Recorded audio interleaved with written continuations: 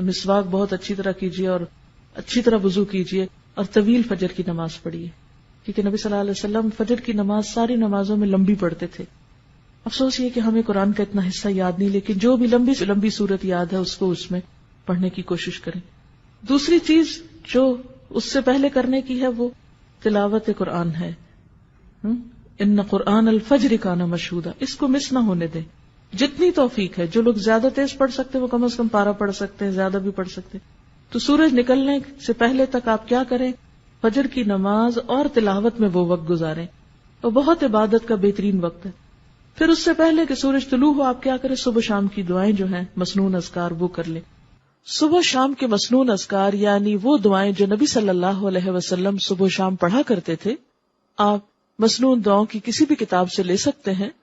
اس سلسلے میں ایک کتاب وَإِيَّاكَ نَسْتَعِينُ کے نام سے الہدا سے شائع کی گئی ہے. اس میں ان دعاؤں کی سند، فضیلت، پڑھنے کا طریقہ اور اردو اور انگریزی ترجمہ بھی موجود ہے. تو اگر زبانی نہیں آ تو آپ دیکھ کر پڑھ لیں.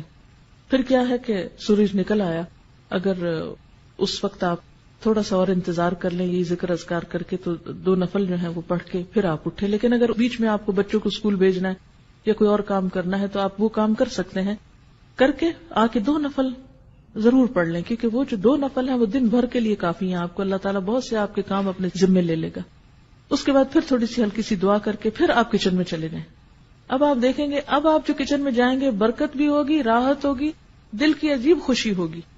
لیکن جب ہم دنیا کے کاموں کو ترجیح دیتے ہیں اور عبادات کو پس پش ڈالتے ہیں، پہلے وہ پکانے کھانے میں لگے رہے، پھر سنبھالنے میں لگے رہے، پھر جب نماز کو وہ سورج نکلنے والا ہو گیا جلدی جلدی نماز پڑھی، اس نماز میں کوئی لذت نہیں. پھر اتنے میں بچے جاگ گئے، کوئی اور کام ہو گیا، پھر ان میں لگ گئے، پھر قرآن پڑھنا رہ گیا. کیونکہ مجھے معلوم ہے کہ اس وقت اپنے آپ کو کاموں میں سے، کیونکہ انسان کہتا ہے یہ تھوڑا سا جلدی سے سمیٹ لو بس پھر میں فارغ ادھر سے ہو جائیں گے، چھوڑیے اس کو، پہلے ادھر سے فارغ ہوئیے. پھر اس کے بعد آپ اپنا آرام سے جو بھی کچن وچن سنبھالنا ہے جو کرنا ہے، پھر اس کے بعد آپ یہاں آنے کی تیاری کر سکتے ہیں. اور اگر آپ کے پاس کچھ اور وقت بیچ میں ہے، ہر ایک کی چونکہ مصروفیات فرق ہیں، اس لیے میں تھوڑا سا یہ ٹپس دے رہی ہوں آپ کو. ہو سکتا ہے آپ تو اس سے بہتر پروگرام رکھتے ہوں، لیکن شاید میرے جیسوں کو کچھ ضرورت ہو اپنے آپ کو روٹین میں اس طرح لانے کی. تو آپ کوئی کتاب پڑھ سکتے ہیں یا ذکر اذکار چلتے پھرتے کر سکتے ہیں، گھر کو سمیٹ سنبھال لیجئے، پھر آپ آ جائیے، پھر آپ یہاں قرآن پاک سنتے ہیں. کیونکہ علم کے رستے پر ایک ایک قدم جو انسان نکل کر آتا ہے اس کا بے پناہ اجر ہے، اور مل بیٹھ کے جو ہم پڑھتے ہیں اس کی ایک اور ہی برکت ہے. اور پھر اس کے بعد آپ یہاں اگر کوشش کریں ظہر کی نماز پڑھ کر جائیں، اگر یہاں نہیں تو گھر جا کر فوراً ہی پھر آپ ظہر کی نماز پڑھیں. اور پھر اس کے بعد یہ ہے کہ اگر آرام کرنا ہے کچھ دیر آرام کر لے تاکہ پھر شام کی عبادت جو ہے رات کی اچھی ہو.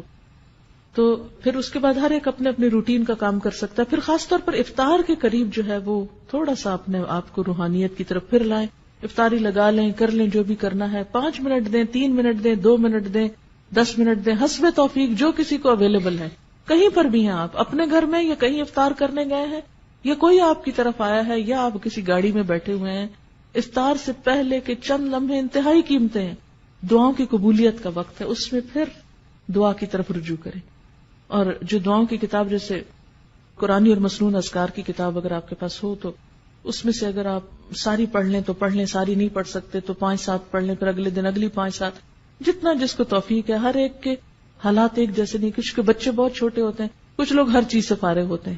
اب جن کے پاس جتنی فراغت ہے اتنا ان کا حساب ہے، تو وہ اتنا زیادہ آپ توجہ ادھر کریں.